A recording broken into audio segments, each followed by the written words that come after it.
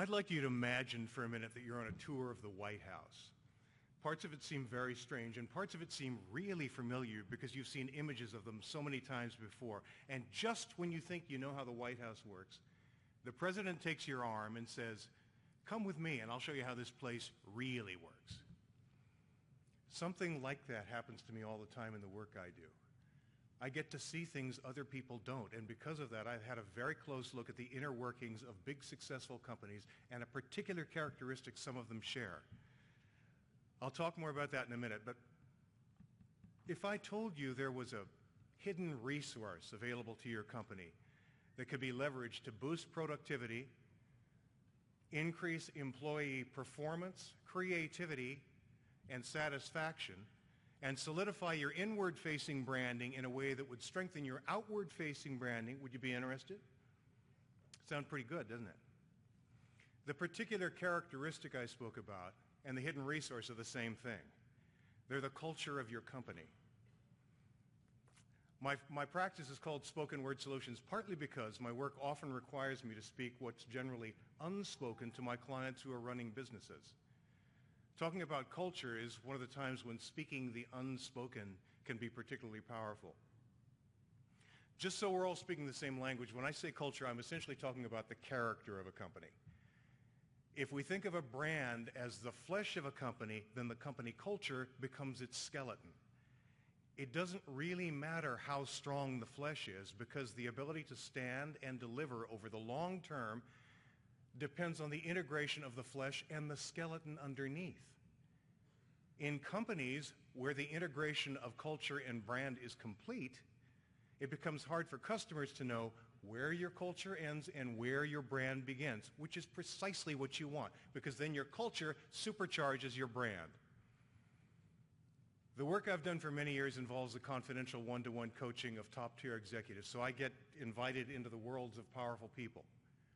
If there's a single controllable element that their successful companies share, it's their cultures, or more specifically, it's the alignment between how they describe their values and how they consistently practice them.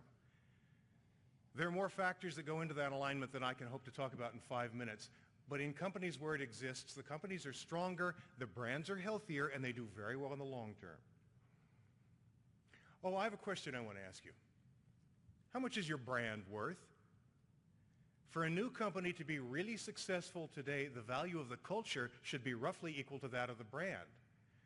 When culture is actively nurtured, like the living organism it is, the culture itself becomes an asset that fuels profits and growth. But a successful culture of 5 or 10 people doesn't automatically or necessarily become a successful culture of 1,000 people. Cultures succeed because people pay attention to defining and tending them. You have to understand the transformation that happens in a strong culture. A group of coworkers become a highly engaged community who like to go to work and like to be at work. You can feel it when you walk in the door of these companies. Everyone knows how what they do contributes to a successful whole. The growth of the company and the good of its people are seen as two sides of the same coin, not just in word, but in committed, consistent practice. When you work in this sort of environment, you're less likely to leave, so retention goes up, and it's easier to attract top talent because they've already heard what it's like to work at your company, and they line up for the jobs. When you work in a strong, positive culture, you feel like a stakeholder, and you tend to behave like one. Why do you think people want to work at Google? It's less about cool technology than it is about feeling that you and your work are valued and are part of creating a new world. Speaking of Google, can anybody mentally separate the Google culture from the Google brand? It's hard, isn't it? It should be. Please don't make the common mistake of thinking that you can wait to work on your culture until after your company's successful. That's like waiting to teach someone to walk until they've graduated from college. Do you think Google or Southwest Airlines waited? Why would you wait? A successful culture is part of what will help your company succeed. Pay attention to your culture now while you have the most control over it. Which leads to my last point. A culture always works one of two ways.